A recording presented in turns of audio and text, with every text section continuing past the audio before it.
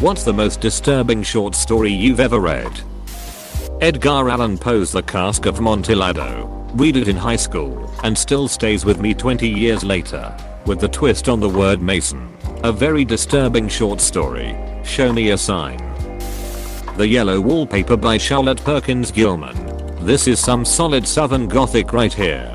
I like doing a little mini unit around Halloween about horror and suspense in literature, and this was one that students always had trouble wrapping their heads around. I read it my first year in college and I loved it. The Lottery by Shirley Jackson. I think the Hunger Games author Susan Collins got a little inspiration from the Lottery. I came here to write this. Got that story, ducked my whole class up. Read it once. We're all like, question mark? I don't get it. Teacher made us read it again, and we were all so uncomfortable no one knew what to do. Okay, I've never heard of this, and just finished reading for the first time. What the duck? Question mark? The jaunt was nice and creepy. Longer than you think. Dat. I have no mouth and I must scream. It was a short work in an online magazine. A blind girl was going about her life, but found out that she could see people a short time before their deaths. So she saw her grandmother in a hospital bed, saw a young man get hit by a car, etc. Then she's at a Christmas party and she can see every single person in the room. The chapter ends with her going to the bathroom and being able to see herself in the mirror with the conviction that she won't die tonight. Reminds me of that episode of The Twilight Zone with an army lieutenant who could see a glow in the faces of men who were going to die on missions. And then at the end of the episode, he has to report back to HQ and sees the glow in his own face in a mirror as he's getting into the Jeep. Then you hear an off-screen mortar/landmine explosion. The Monkey's Paw by W. Jacobs. It teaches you not to try to interfere with fate in quite a creepy manner. 1408 by Stephen King from his Everything's Eventual collection. The movie does not do it justice. That voice on the telephone sounds so much creepier in your head. Stephen King is cheating. I had to whip out the King card, lol, he's the master for a reason. Survivor Type by Stephen King. Ladyfingers, they taste just like ladyfingers. No lie, the memory of those very words printed on the paperback page appeared when I clicked on this thread. I don't remember the title of the story. All I can say is that involved a house that had been caught in a nuclear blast and the robots that had kept the house clean and operational, still serving the humans who had died. There Will Come Soft Rains by Ray Bradbury. Not as disturbing, but a short story all summer in a day made me cry the first time I read it. The Ones Who Walk Away from Omelas. Ursula K. Le Guin. It's about how a town can be a utopia only by forcing all the suffering on one person. It seems mild compared to the others here, but holy crap was it disturbing to me. Also, The Lottery. It seems cheery until the last 5 sentences when stuff suddenly makes sense in a way you don't want it to. Yeah, it's really disturbing because the instant one sacrifice dies they just get another. I think I remember it usually being a child as well. Oddly enough, they adapted it into an episode of Sliders. Didn't work as well in Sliders, but that story is still amazing. Where are you going? Where have you been? Apostrophe. Joyce Carol Oates. Spent hours trying to decipher what the license plate was supposed to mean. Came up with nothing. Guts by Chuck Palahniuk. Honorable mention goes to pretty much every short story in Her Body and Other Parties by Carmen Maria Machado. Everyone I knew who read it told me Guts was horrifying and upsetting, and then I read it, and it was just like a 12-year-old boy wrote down all the bathroom words he could think of, and I was supposed to be scared or grossed out. I was a little underwhelmed too. Maybe because I discovered shock sites early in my adolescence and was jaded af by the time I read it. I mean, it's memorable and gross, but not the most shocking. I Have No Mouth and I Must Scream by Harlan Ellison. I can't remember the name, but it was about a family out for a drive. The mother-in-law was very complainy. They stopped for some reason on the side on the road and a couple of men came along and took them one by one into the woods, killing them, even the kids. For some reason this story ducked me up. I very rarely get disturbed by stories or movies. I'm a huge horror fan. This short story I had to read in college had me shook. I won't even try to Google it. A good man is hard to find. Flannery O'Connor. Sweet Dreams. I read a book of her short stories as a young teen because we had it in our house. You know how, when you were young you'd pick up a book because it was on a bookshelf at home and just start reading it with no knowledge of what it was about or who the author was. And I've avoided her writing ever since. I have no idea who wrote it, but I want to say it was an Edgar Allan Poe story. Basically this guy just gets the 19th century equivalent of locked-in syndrome and people think he's dead, so they bury him alive. His paralysis wears off, and he starts screaming and yelling. Then he hears someone digging him up only for it to turn out that the real dead people in the cemetery couldn't sleep with him yelling, so they dug him up. If someone knows the story please let me know as I was just a kid when I read it. It was called The Father, but I forgot the author's name. It was about an alcoholic dad who comes home from work one night and has a drink while watching TV. His wife then reminds him that his son's Boy Scout award ceremony father/son dinner is that night.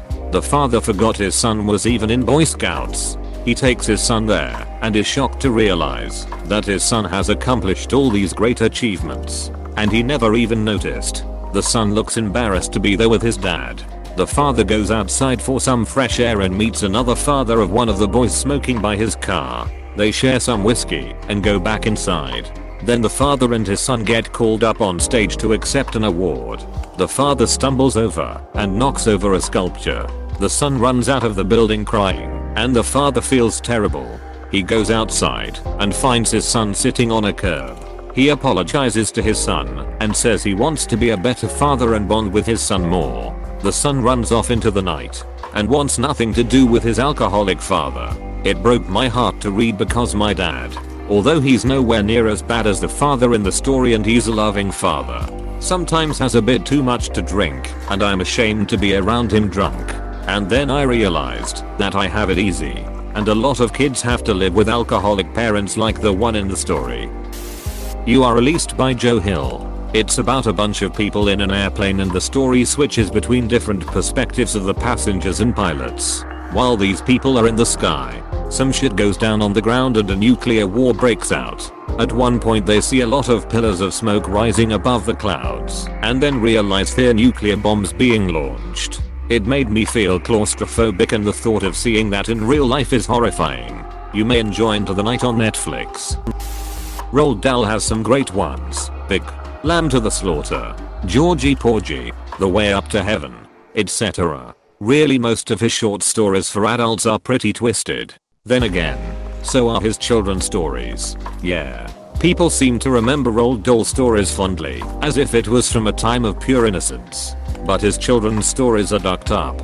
Charlie and the Chocolate Factory, grandparents who are stuck in bed for years just because they're old, extreme poverty, a game that eliminates children by putting them in dangerous situations, and don't even get me started on that horrible glass elevator sequel, James and the Giant Peach. A boy gets stuck in a peach? Question mark? Question mark? With bugs? Question mark? Question mark? And he makes friends with them, and when he finally gets out he never sees the bugs again. Question mark? Question mark? The witches, oh boy. Just the entire book. All of it. The BFG, the main character is quite literally hunted by human-eating giants. Matilda, child abuse and neglect at an absolutely extreme level. Plus torture.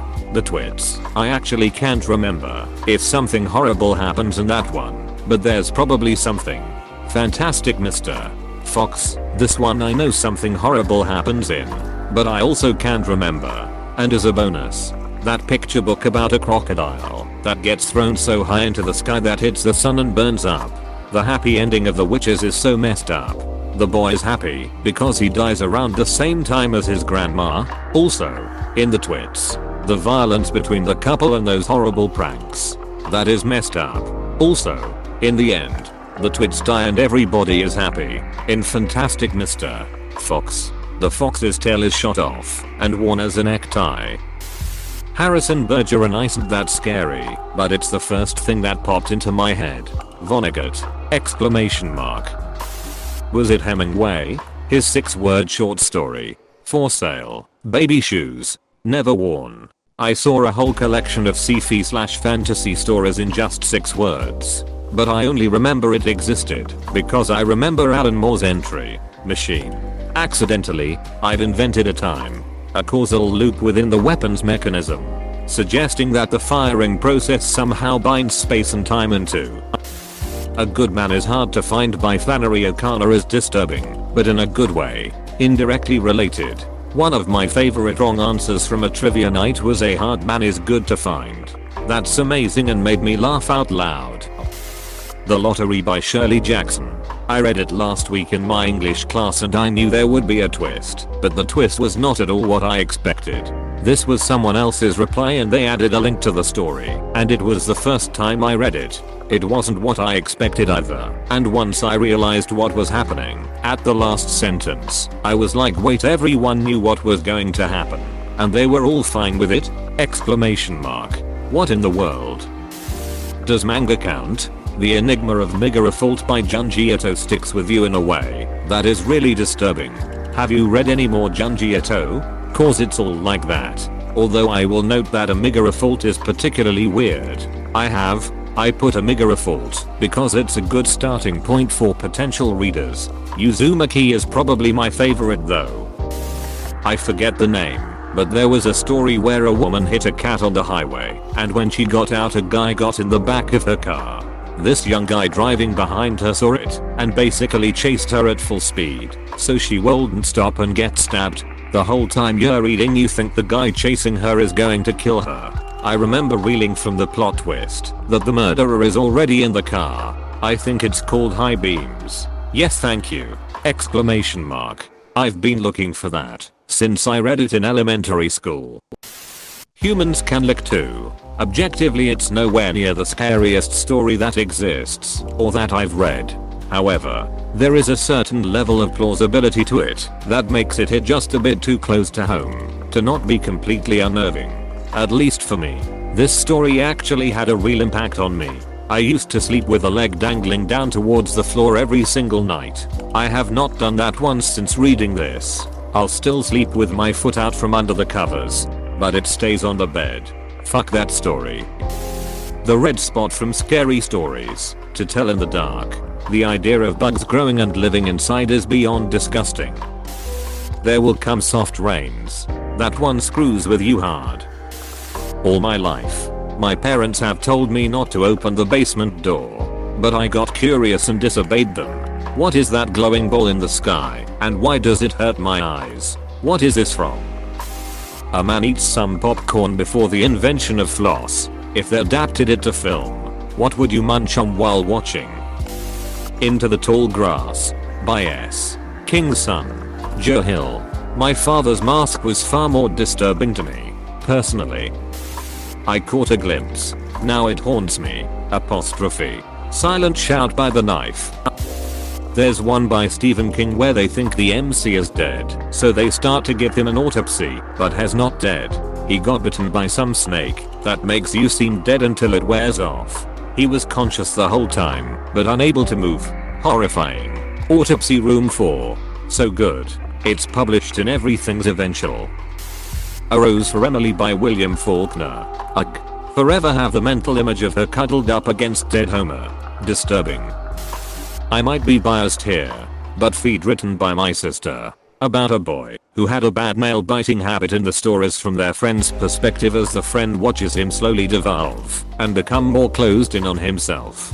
The boy started putting band-aids on his fingers to try and stop biting, then went to full-on winter gloves and sweatshirts in the middle of August until finally the best friend finds the boy in his house eating his own parents' corpses with an unhinged jaw like a snake, and you can see bits of chunks he had bitten out of his hands and arms, and from where head should even the ends off of all his own fingers. Really creepy and well written. I was messed up for days. My sister scares me lol. I guess the one I wrote, I didn't think it was that bad, but my teacher reported it as some sort of suicide note, and I got sent to a mental hospital for it. It was about the zombie apocalypse, and she told the police and guidance counselor it was a suicide note. Damn, you're a good horror writer. Thanks lol. Kind of scared to write anything like that again though. I always feel like I'm going to get sent back there whenever I pick up a pencil.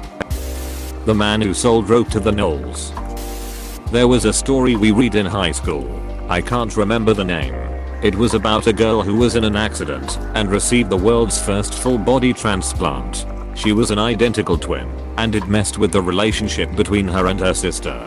Being in a new body also meant that she had a different sense of taste, was more athletic and outgoing, etc. It really messed me up seeing how her family had to adjust to a completely new person in the family, but also how the parents of the donor's body reacted to seeing their daughter. I do remember the title, but I think it's by Stephen King. There's this teleportation machine which inside is like a white void. To the outside viewer, the teleportation is instant, but to whoever is inside it feels like an eternity and they come out completely insane. Something happened and I think this guy's wife cheated or something, and he shoved her in there as punishment, but doesn't open the other side so she's stuck there forever. Is it The Jaunt? Yes. Zombies by Chuck Palahniuk.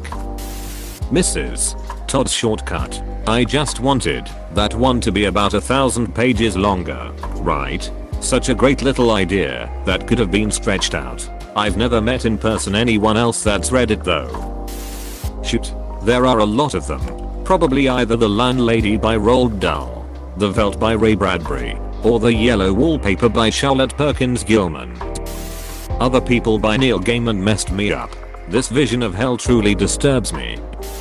Portraits of His Children by G.R.R. Martin turned me off writing fiction. The Landlady. A collection of stories by Annie Proulx. So horrifying that I've forgotten the name of the book and the titles of the stories. My daughter was assigned her books in high school. Why? Roald Dahl's The Sound Machine. I still think about that story every time someone is mowing their lawn or trimming a tree. Before I read it, Dahl was always a slightly odd, whimsical children's author to me. Stephen King's The Jaunt. The Yellow Wallpaper. I'm not sure if it qualifies as disturbing, but I read it in my English class back in 2007. It's called The Cold Equation. It's about a girl who was a stowaway on a one-person spaceship, and she gets thrown out to the vast emptiness of space because of it. It was quite a trip to read back then, and rereading it now was still very weird. A suicide note. On the uses of torture, Piers Anthony. Really? I would not have thought to find Piers Anthony here. I didn't know he wrote a horror story. His earlier stuff is pretty wild. The Lottery. The Deathbed by Harlan Ellison. It was the last piece in the Deathbed Stories collection, and I'd read the whole book in one sitting. Red Pony by John Steinbeck. The spewing bird was too much. I hated that one. The ham-handed foreshadowing of don't leave the pony out in the rain or he might catch cold and die. Pony gets left out in the rain and then gets sick and dies. As a kid, that was just infuriating. Roald Dahl. The Man from the Southern Skin. If you like disturbing, try these. Oof, wish I could remember what it was called. Basically this young guy, a teen maybe, the antagonist looked like a teacher, was stuck in a loop of reliving all the moments in his life that were embarrassing, or when he was being shitty, and they ended with him getting killed by the teacher guy. He didn't know what was going on and the story is him learning the rules of the game. I hate pulling the king card, but Apt Pupil is likely the most disturbing short story of his, mainly because the monsters are evil. Either The Lottery or Lamb to the Slaughter. I had to read both in high school and both freaked me out. A good man is hard to find.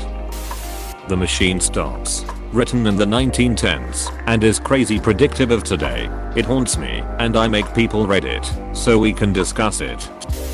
The Russian Sleep Experiment haunts me to this day.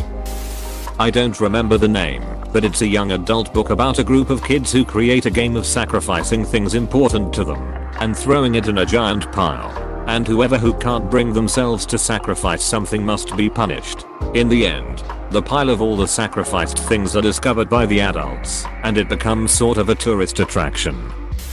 I read Survivor Type by Stephen King when I was about 12 and couldn't sleep for days. Bible. Please click subscribe if you enjoyed this video.